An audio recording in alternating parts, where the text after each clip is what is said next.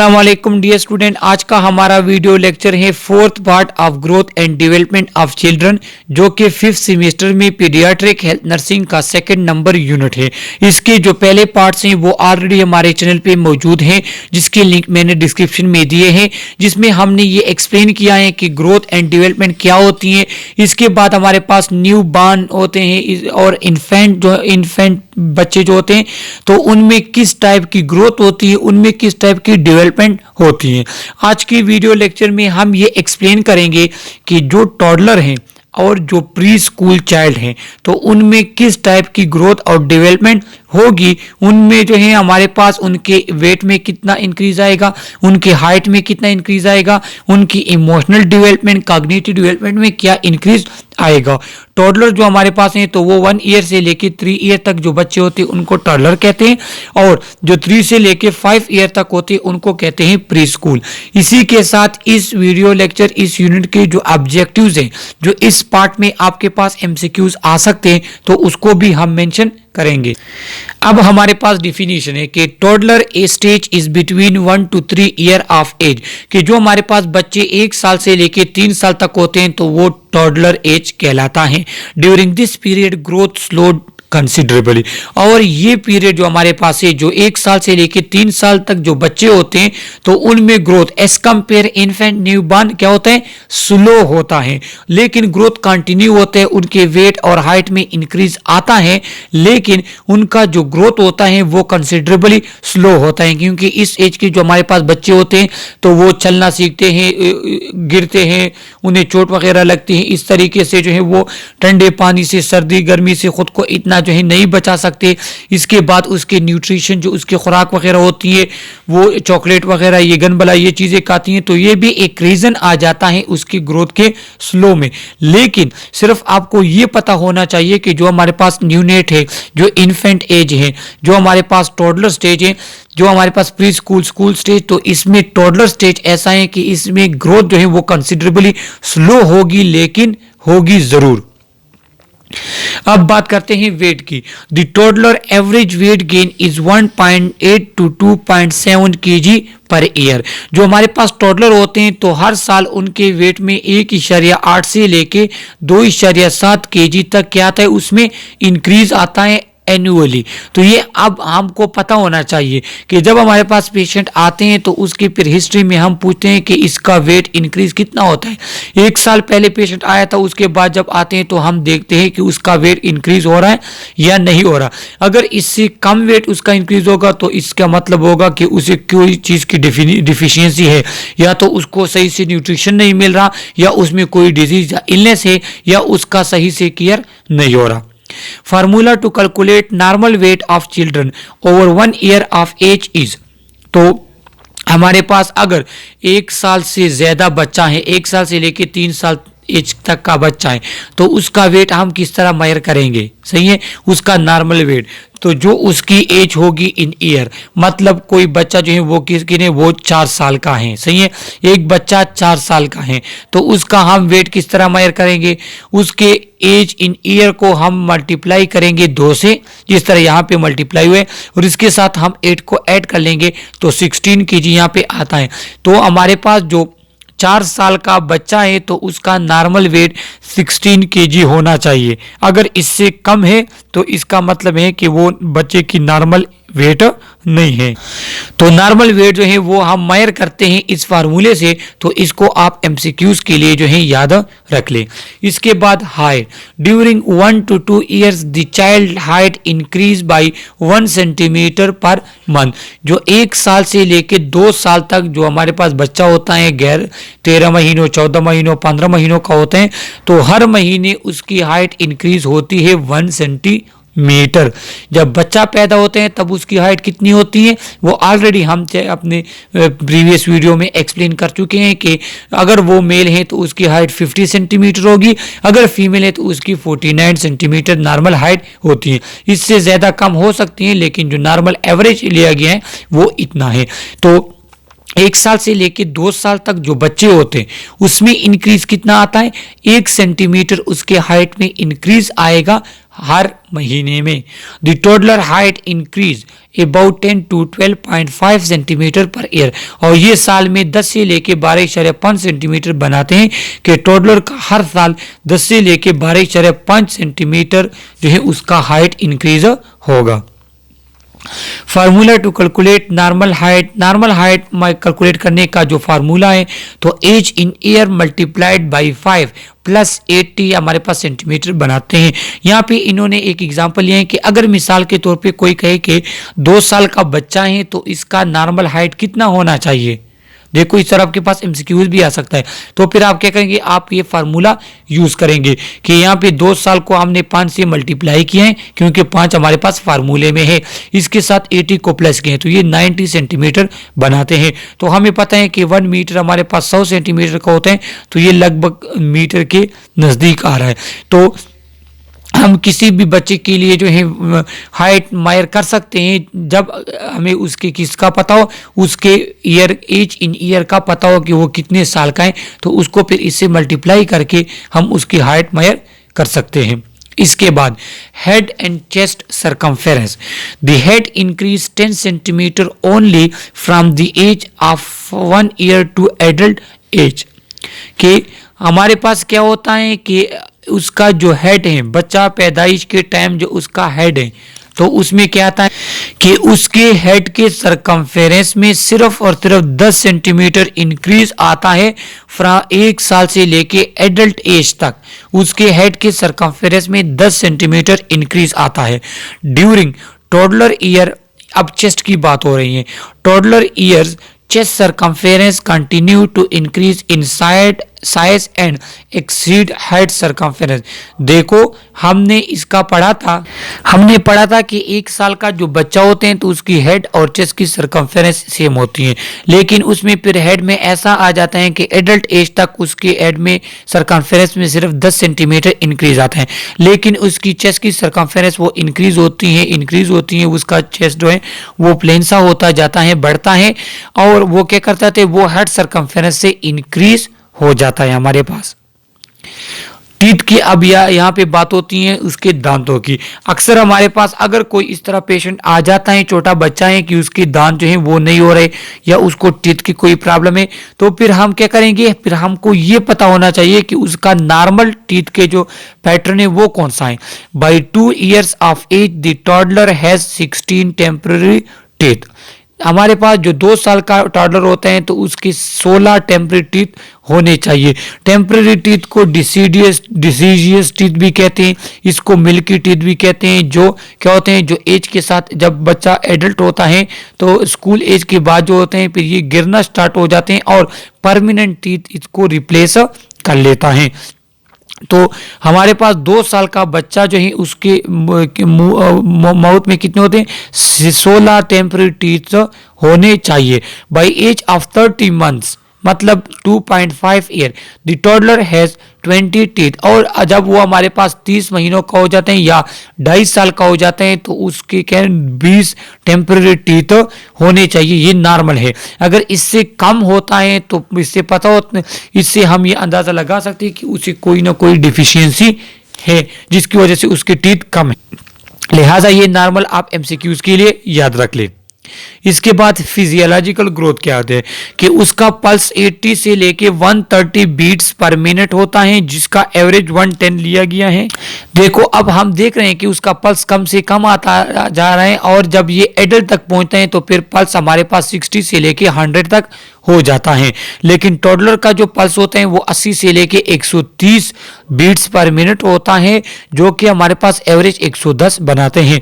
उसकी रिस्पायरेशन की जो साइकिल होते हैं तो 20 से लेके 30 साइकिल पर मिनट उसके रिस्पायरेशन साइकिल होते हैं।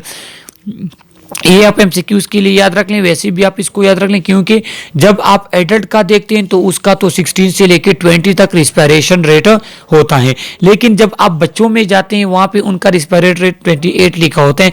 तो फिर आपने क्या करना, आपने ये नहीं देखना कि इसका रिस्पायरेटरी रेट हाई है, बल्कि आपको पता होना चाहिए कि जो टॉडलर है उसका नॉर्मल हमारे पास 30 साइकिल पर मिनट तक होता है। इसके बाद bowel and bladder control, day time control of bladder and bowel control by 24 to 30 months। जब हमारे पास बच्चा 24 से लेकर 30 महीनों तक, मतलब 2.5 साल का जो बच्चा हमारे पास होता है तो उसका day time control of bladder and bowel होता है। ब्लैडर मतलब कि वो यूरिन अपनी मर्जी से कर सकता है वॉशरूम जाके, लेकिन डे टाइम में। नाइट तो वैसे भी बच्चे को डर लगता है तो फिर वो के उसे कोई होता है जो उसके साथ चला जाए वॉशरूम तक, लेकिन जो डे टाइम कंट्रोल उसका ब्लैडर का है, यूरिन का है और फीसिस बाउल का है, वो उसका होता है। लेकिन अगर कोई भी बच्चा है जिसका ब्लैडर कंट्रोल नहीं है कि वो 2.5-3 साल तक पहुंच गए, तो फिर इससे आप अंदाज़ा लगा सकते हैं कि हाँ उनके डेवलपमेंट, उनकी ग्रोथ में कोई प्रॉब्लम है। इसके बाद fine motor development, 1 year old transfer object from वो हैंड टू हैंड। जो 1 साल का बच्चा होते हैं तो वो एक हाथ में जो चीज़ पकड़ी होती है, चाहे वो खाने की हो या कोई और खेलने की हो, वो एक हाथ से दूसरे हाथ में ट्रांसफर कर सकता है। 2 ईयर जब हमारे पास 2 साल का होता है उसमें क्या होता है कि can hold a crayon and colour vertical strokes, वो कलर वगैरह चीज़ें वो अपने हाथ में पकड़ सकते हैं, चीज़ों को कलर कर सकते हैं, लेकिन वो कलर रैंडम होगा, इधर उधर होगा। Turn the page of book, किताब की पेज जो है वो उल्टा सकता है, चेंज कर सकता है। Built a tower of 6 block, या आप उसको कोई ब्लॉक्स वगैरह दे दी तो वो एक दूसरे के ऊपर रख सकता है। तो ये कहें ये उसका नॉर्मल फाइन मोटर डेवलपमेंट है। अगर हमारे पास जो बच्चों को डेवलपमेंट या ग्रोथ प्रॉब्लम होती है तो फिर आप उसके एक हाथ में चीज़ दे देते तो उसको सेकंड हाथ में फिर वो ट्रांसफ़र या सेकंड हाथ में वो नहीं लेकर पकड़ा सकता आपने। क्यों? क्योंकि उसको क्या होती है, उसकी नॉर्मल ग्रोथ नहीं हुई होती। 3 year old copy a circle and cross built using small blocks. क्या होते हैं कि हमारे पास जो 3 साल का बच्चा होते हैं तो वो कोई सर्कल खींच सकता है, सही है। इसके बाद कोई क्रॉस वगैरह लगा सकता है, स्ट्रेट लाइन वगैरह खींच सकता है। और जब आप उसको ब्लॉक दे रहे तो वो एक दूसरे के ऊपर ब्लॉक को रख के एक जो है वो एक दूसरे के ऊपर अच्छी तरीके के साथ वो रख सकता है। ये क्या है, ये उसमें नॉर्मल हमारे पास फाइन मोटर डेवलपमेंट है। ग्रास मोटर डेवलपमेंट क्या होगी, गोरा देखो फाइन मोटर डेवलपमेंट में क्या होगी, एक स्पेसिफिक कोऑर्डिनेशन होती है, सही है। एक स्पेसिफिक पर्पस होते हैं कि एक हैंड से आप एक चीज़ दूसरे हैंड में डालते हो, इसके बाद पेज आप उल्टाते हो, पेज से चेंज कर सकते हो, कोई राइटिंग वगैरह सर्कल वगैरह ये चीज़ बना सकते हो। तो ये आ जाता है फाइन मोटर डेवलपमेंट में। जो ग्रॉस में होते हैं तो उसमें यहाँ पे मंथ्स के लिहाज से इन्होंने बताया है कि 15 महीनों का जो हमारे पास बच्चा होता है तो वो एलोन चल सकता है, वो अपस्टेयर वो स्टेयर पे चढ़ सकता है, लेकिन क्रीपिंग करके रेंगते हुए दोनों हाथ और दोनों पाँव लगाकर वो जो है अपस्टेयर 2-3 स्टेयर पर भी चढ़ सकता है। Assume standing position without falling, hold a cup with all finger grapes around it. तो जो हमारे पास 15 महीनों का बच्चा होता है तो वो खुद चल सकता है, वो जब खड़ा होता है तो विदाउट एनी सपोर्ट वो गिरता नहीं है। इसके बाद वो कप को कोई गिलास वगैरह को अच्छी तरीके के साथ पकड़ सकता है उसके इर्द गिर्द अपनी उंगलियां घुमाकर। तो अक्सर हमारे पास जो बच्चे होते हैं जो हार्ट प्रॉब्लम वाले होते हैं तो उनमें क्या होते हैं, या वैसे जो हमारे पास ग्रोथ या डेवलपमेंट की प्रॉब्लम के साथ होते हैं तो वो 15 तो छोड़ वो 2 साल तक पहुंच जाते हैं लेकिन वो चल नहीं सकते। तो वो ये रिप्रेजेंट करता है कि उनमें कोई डेवलपमेंट प्रॉब्लम है। 18 मंथ तक जो हमारे पास बच्चा होगा, hold cup with both hand, transfer object hand to hand at will, अपनी मर्जी के साथ एक हाथ से कोई चीज़ दूसरे हाथ में ट्रांसफर कर सकता है, वो कप वगैरह को अपने दोनों हाथ से पकड़ सकता है। जो 24 महीनों का जो बच्चा होगा वो क्या होगा, go up and down stair alone with 2 feet on each step, कि हमारे पास हर 2-3 फीट के जो हमारे पास स्टेयर्स होते हैं उस पर एलोन चढ़ सकता है। इससे पहले जो था वो क्रीपिंग में था, लेकिन ये अब वो क्या कर सकते हैं, वो खड़े होकर उसके ऊपर चढ़ सकता है, जो हमारे पास 2 फीट हर स्टेयर अगर हो इस तरीके से। इसके बाद hold a cup with 1 hand, एक हाथ में कप को इंडिपेंडेंटली पकड़ सकते हैं, उससे पानी पी सकता है, अपने क्लॉथ अपने कपड़े वगैरह अच्छे तरीके के साथ जो है काफ़ी हद तक अपने कपड़े उतार सकता है, चेंज कर सकता है। Drink well from a small glass held in 1 hand, एक हाथ से गिलास पकड़कर वो उससे पी सकता है। तो ये कहें ये उसके डेवलपमेंट है छोटे बच्चे के नॉर्मल। लेकिन अगर 24 मंथ तक एक बच्चा पहुंच जाता है, इसमें ये चीज़ें नहीं होती, तो इसका मतलब होता है कि उसके ग्रोथ एंड डेवलपमेंट में कोई प्रॉब्लम है। At 30 months the toddler can jump with both feet, jump from chair to a step, walk up and down stair 1 foot on a step, drink without assistance. तो ये इंतहाई simple है, ये तो सिर्फ रीडिंग के लिए कि हमारे पास जो 30 महीनों का बच्चा होता है, 30 महीनों मतलब 2.5 साल का, तो वो क्या करते हैं, जंपिंग वगैरह लगा सकता है, चेयर से भी नीचे जंप लगा सकता है। अगर हमारे पास एक जो है सीढ़ी 1 फीट की हो तो इस तरह सीढ़ियों पे वो चढ़ सकते हैं, खुद को सपोर्ट कर सकते हैं, और क्या करते हैं, चीज़ें गिलास वगैरह या कप वगैरह से चाय वगैरह ये चीज़ें पी सकता है। अब हमारे पास issue in parenting toddler emotional development. अगर बच्चों कुछ के अच्छी सी डेवलपमेंट नहीं होती, या हमारे पास बच्चों में क्या है, इमोशनल डेवलपमेंट जो उसमें होती है, तो उसमें क्या होता है कि stranger anxiety should dissipate by age 2.5 to 3 year. Stranger anxiety किसे कहते हैं कि जब हमारे पास बच्चा छोटा होता है और वो माँ बाप या अपनी फैमिली मेंबर के अलावा कोई और उसको गोद में उठा लेते हैं तो वो रोता है। क्यों? क्योंकि स्ट्रेंजर एंजाइटी होती है। लेकिन जो हमारे पास 2.5 साल से लेकर 3 साल तक जो बच्चा होता है, तो उसमें ये स्ट्रेंजर एंजाइटी डिसिपेट होनी चाहिए। सही है। इसके बाद टेम्पर टेंट्रम्स किसे कहते हैं? गुस्से को कहते हैं। एक पीक, गुस्से के एक पीक को, कि उसमें आपका बिहेवियर क्या होगा, नॉर्मल नहीं होगा।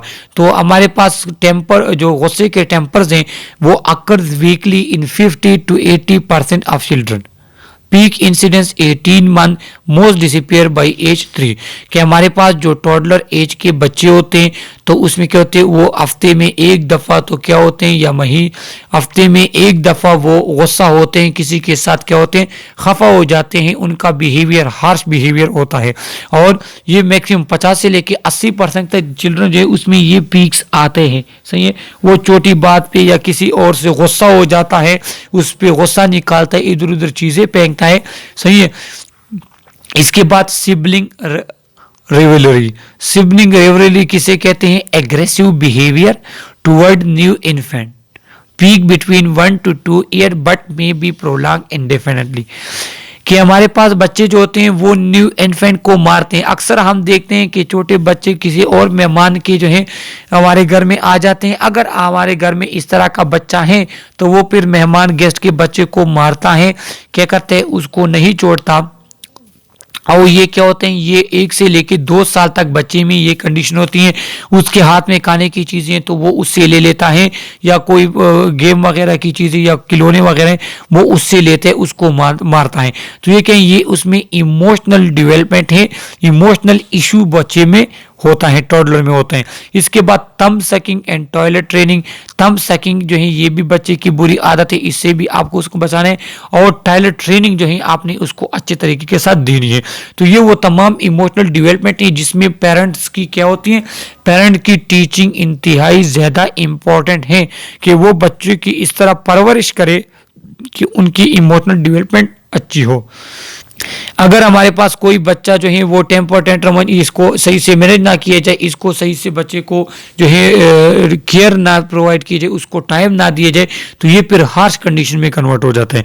फिर वो बड़ा होकर भी यही आदतें अपनाता है। लिहाजा जो इमोशनल डेवलपमेंट है इसमें पेरेंट का बड़ा रोल है। अगर वो इसकी इमोशनल डेवलपमेंट सही से नहीं होगी, अगर पेरेंट जो है उसकी तरफ से कोई इशू आते हैं, तो फिर बच्चे में क्या होगी, इमोशनल डेवलपमेंट एबनॉर्मल होगी। तो वो हमारे पास था टोडलर के बारे में। अब आ जाते हैं प्री स्कूल एज। तो प्री स्कूल एज के जो हमारे पास बच्चे होते हैं, तो वो 3 साल से लेके 6 साल तक जितने भी बच्चे हैं वो प्री स्कूल स्टेज में आते हैं। The growth during this period is relatively slow. इस पीरियड में भी हमारे पास ग्रोथ जो है वो क्या होता है, स्लो होता है। रिलेटिव बाकी स्टेज की इस हमारे पास स्टेज में ग्रोथ क्या होता है, स्लो होता है।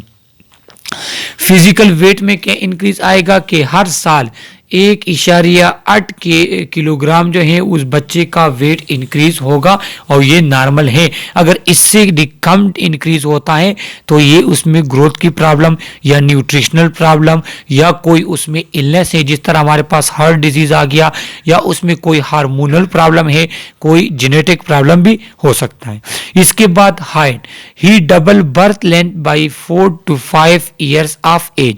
जब हमारे पास बच्चा 4 से लेके 5 साल तक होता है तो जो उसकी बर्थ लेंथ होती है, जो बर्थ के दौरान टाइम पे उसकी लेंथ है, तो ये उसके डबल लेंथ का मतलब 100 प्लस जो है उसकी सेंटीमीटर उसकी हाइट हो जाती है 4 से लेके 5 साल तक। फिजियोलॉजिकल ग्रोथ में क्या आता है कि उसका पल्स जो है वो 80 से लेके 120 बीट्स पर मिनट होता है, जिसका एवरेज 100 पर मिनट लिया है पल्स। सही है, ये इसका नॉर्मल में है। हालांकि एडल्ट का 60 से लेके 100 तक नॉर्मल है, लेकिन इसका 100 से लेके 120 तक नॉर्मल पल्स है। इसके बाद रिस्पायरेशन वही इसका 20 से लेके 30 साइकिल पर मिनट होता है। ब्लड प्रेशर जो है वो क्या है कि वो 100/67, 100 सिस्टोलिक, 67 डायस्टोलिक, ये बच्चे का क्या होगा, ब्लड प्रेशर होगा। इसमें ऊंच नीच इस तरह आ सकती है कि सिस्टोलिक के साथ +-24 भी हो सकता है और डायस्टोलिक +-25 भी हो सकता है।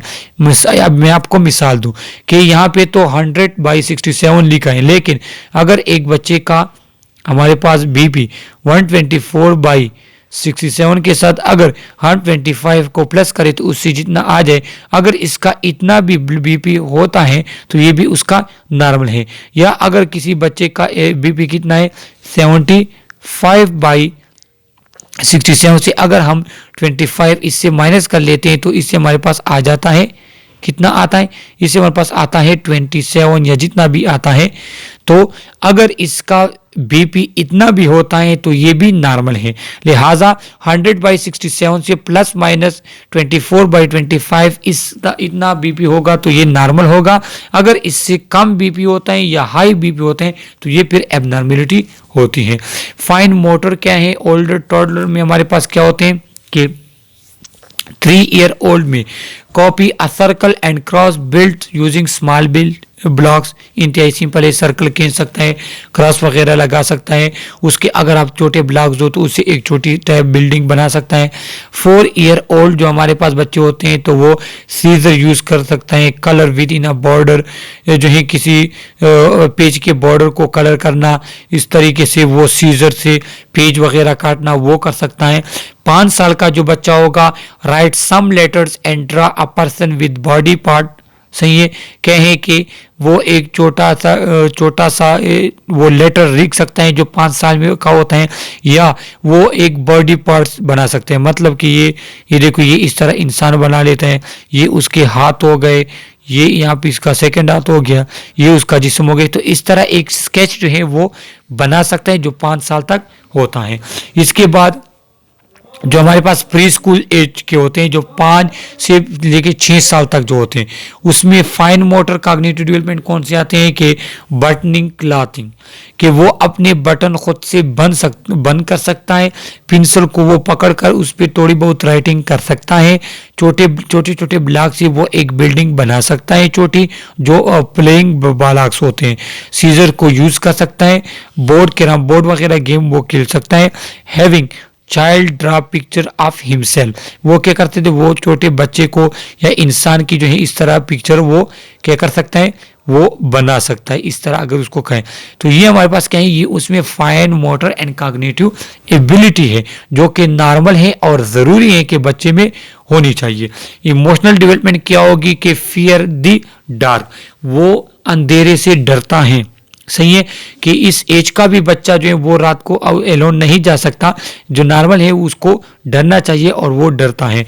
Tends to be impatient and selfish, और वो क्या होते हैं, वो सेल्फिश होते हैं। सेल्फिश मतलब ये कि वो किसी को खेलने की चीज़ें नहीं देता, खाने की चीज़ें बाकी बच्चों के साथ शेयर नहीं करता, और वो क्या कहते हैं कि वो कहते हैं कि जो खाने की चीज़ें तो ये सब की सब उसकी है, वो खेलने की जो चीज़ें हैं, जो खिलौने वगैरह, ये सब के सब इसको हैं, इसको कोई और यूज़र नहीं करेगा। ये उसमें इमोशनल जो हमारे पास बच्चे में होती है। Emotions express aggression through physical and verbal behaviour, और वो एग्रेशन गुस्से को फिजिकल और वर्बल बिहेवियर, वो गुस्सा करता है, डांटता है, गालियां वगैरह इस तरीके से जो है वो करता है, इसके थ्रू अपने एग्रेशन को शो करता है, और ये इसके नॉर्मल डेवलपमेंट है। Show sign of jealousy of sibling, और जो उसके फ्रेंड्स होते हैं उससे और जो उसके हम उम्र होते हैं उससे जेलसी होती है। किस तरह? वो कहते हैं कि बस सब चीज़ें उसके पास हो, खिलौने उसके पास हो, खाने की चीज़ें उसके पास हो, किसी और के पास ना हो। ये क्या है? ये उसकी इमोशनल डेवलपमेंट है। हमारे पास बच्चों में ये होती है। अगर इस टाइप की कैरेक्टरिस्टिक्स में है तो इसमें आप बच्चे को जो है उसकी केयर किया करें, और ये नॉर्मल है, इस पे आपने टेंशन नहीं लेनी। जो सोशल डेवलपमेंट बच्चे में होते हैं तो वो ईगो सेंट्रिक होते हैं, अनापरस्त होते हैं। वो होते हैं कि बस जो हूँ मैं हूँ, उसको सिर्फ अपनी अहमियत का पता चलता है, किसी और को अहमियत वो नहीं देता। Tolerate short separation, short separation को वो टॉलरेट कर सकते हैं, मतलब कि अगर उसके पेरेंट जो हैं वो कोई जॉब करते हैं तो वो 4-5-6 घंटे अगर जॉब पे हैं तो ये घर में अकेला जो है किसी और फैमिली मेम्बर के साथ रह सकता है। इसके बाद less dependent on parent, parent पे उतना डिपेंडेंट नहीं होता जितना वो टॉडलर एज में था। May have dream and night mayor, उसको ख्वाब वगैरह ये आते हैं, बच्चा ये आपको बताता है मैंने ख्वाब ये देखा था, ये देखा था, ये उसकी कॉग्निटिव डेवलपमेंट है। इसके बाद attachment to opposite sex parent, opposite sex parent मतलब ये कि अगर लड़की है तो वो अपने बाप के साथ खुश रहता है, उसके साथ जो है वो उसका लगता है, और अगर कोई बच्चा है तो वो माँ का के साथ जो है उसका लगता है, माँ के साथ उसकी अटैचमेंट ज़्यादा होती है। मोर कोऑपरेटिव इन प्ले, और इसके एज में जो बच्चा होता है तो क्या होता है वो प्ले में कोऑपरेटिव होता है, अपने फ्रेंड वगैरह की हेल्प करता है, सही है, और अच्छे तरीके के साथ वो खेल सकता है कि जो टॉयज वगैरह को यूज करना हो उसके साथ खेलना हो। अब यहाँ पे आ जाते हैं red flags pre school. Red flags क्या होते हैं कि हमारे पास वो कौन कौन से करेक्टरिस्टिक्स हैं जिसकी वजह से हमें ये मालूम होता है कि ये बच्चा डेवलपमेंट इसकी सही से नहीं हुई। Inability to perform self care task, hand washing, simple dressing, day time toileting. अगर हमारे पास बच्चा प्री स्कूल एज तक आ गया है लेकिन वो क्या कर सकते हैं, वो अपने सेल्फ केयर टास्क वो नहीं कर सकता, वो अपने हाथ अच्छे तरीके के साथ वो नहीं धो सकता, वो अपने कपड़े थोड़े बहुत चेंज नहीं कर सकता, दिन के वक्त वो वॉशरूम वगैरह खुद इस्तेमाल नहीं कर सकता इंडिपेंडेंट, तो इसका मतलब ये है कि उसके डेवलपमेंट या ग्रोथ में कोई प्रॉब्लम आ गई है, उसमें कोई कमी रह गई है। लेक ऑफ सोशलाइजेशन, अगर वो अपने फ्रेंड्स नहीं बना सकता, फ्रेंड्स के साथ नहीं खेल सकता, उसके साथ लड़ाई झगड़े करता है, तो फिर इसका मतलब भी है कि उसके डेवलपमेंट में कोई प्रॉब्लम है। Unable to play with other children, ये तो मैंने बता दिया। Unable to follow direction during exam, क्योंकि हमें पता है कि 5 साल में हम एक बच्चे को स्कूल में दाखिल कर लेते हैं। अब 5 साल का 6 साल का बच्चा जो हमारे पास प्री स्कूल में आता है तो इसको अगर एग्जाम के बारे में कोई बताया जाता है या इसको कोई सिंपल इंस्ट्रक्शन दिए जाते हैं कि आपने स्कूल में ये पढ़ना, ये बुक्स आपकी, आपने इसकी केयर करनी है, अगर ऐसा वो नहीं कर सकता तो इसका मतलब होगा कि इसके ग्रोथ या डेवलपमेंट में कोई प्रॉब्लम है। तो ये हमारे पास टॉडलर एंड प्री स्कूल के नॉर्मल ग्रोथ एंड डेवलपमेंट के स्टेजेस थे जो आपको पता होना चाहिए, और जब आपको ये पता होगा तो फिर आप ये अंदाज़ा लगा सकेंगे कि हमारे पास बच्चे में अगर ग्रोथ या डेवलपमेंट में कोई प्रॉब्लम आ रही है, चाहे वो जेनेटिक की वजह से हो या न्यूट्रिशनल की वजह से हो या पेरेंट केयर की वजह से हो या कोई इलनेस की वजह से हो या कोई हार्मोनल डिफिशियंसी की वजह से हो या कोई और विटामिन वगैरह की डिफिशियंसी की वजह से हो, तो उसको आप जो है क्या कर सकते हैं, उसको आप मेंशन कर सकेंगे, उसको आप मालूम कर सकेंगे। अदरवाइज अगर आपको नॉर्मल का नहीं पता तो फिर आपको किस तरह पता चलेगा कि टॉडलर एज में बच्चा किस लेवल पे होना चाहिए, प्री स्कूल में किस लेवल पे होना चाहिए। लिहाजा इस यूनिट में आपको कोई भी क्वेश्चन हो थ्रू कमेंट आप हमसे पूछ सकते हैं। Okay, thank you.